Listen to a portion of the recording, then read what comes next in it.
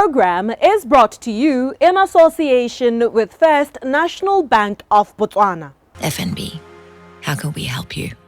The ever-changing spread of the coronavirus is causing all of us a very difficult time, especially corporates.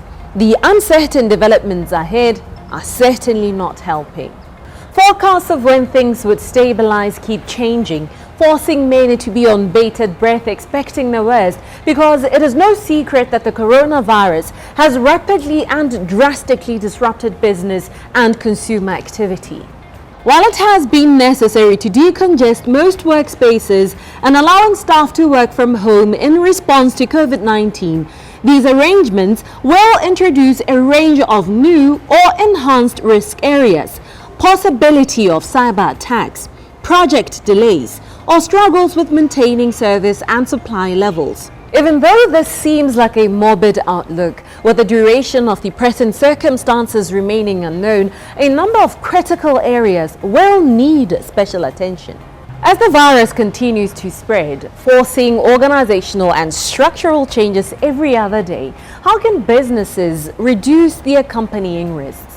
Joining us is Chief Risk Officer at the First National Bank of Botswana, Lesego Bannalotlhe, who first explains what risk is in the simplest of terms. In simple terms, when we talk about risk, it's really the possibility that something adverse could happen that could impact an organization. Just as an example, this could be as a result of an accident, an injury, or an event that has occurred with adverse consequences, either influenced by internal or external factors. And a lot of the time I get questions as to why risk management, why even talk about risk management? And the question that I normally pose is, why have brakes in a car? And most people's reaction is to actually stop the car from going faster. And as a risk professional, the reason is just so that you can drive as fast as you can, but at the same time still have control of the car, because there are those controls in place. So most often we find that businesses actually see risk as an inhibitor or the handbrake, but that is not what risk or risk management is there for. Risk management is actually to enable the business to grow responsibly, and we need to ensure that businesses have got pit stops where they stop and they actually assess their risks. So generally, what are the top risks that companies face and how are they most likely to occur? Companies are different and they will normally be faced with different risks. For example, if you're a microlender or a bank, you face what we call a credit risk, which is the risk that people you borrow money to will not be able to pay it back. Most companies in general also have to comply with certain regulations depending on their regulator. This is what we call regulatory risk, and companies have to ensure that they have processes in place to meet these regulations. An example of regulatory risk is that we've seen with the COVID-19 pandemic, there's been quite a lot of legislation that has been passed. For example, we must always wear masks, you must use hand sanitizers. So that is a regulation. It'll be a regulatory risk if a company is not adhering to those regulations. Another common risk that most companies face is what we call operational risk. Now, operational risk is the risk of loss as a result of failure of an internal control or internal process or to do with people or your systems. For example, one's organization might have processes and policies that talk to the fact that, just like I just spoke about the COVID-19 regulations, that they must adhere to wearing masks, adhere to making sure that they sanitize their hands. If somebody passes through the entrance without actually doing those, that is an operational breakdown that can result in a regulatory risk. How often should a company refresh its risk assessment? It's very important that companies are very agile. Our environment is constantly changing, so you need to ensure that you've got adaptive processes and tools to continuously assess your risks.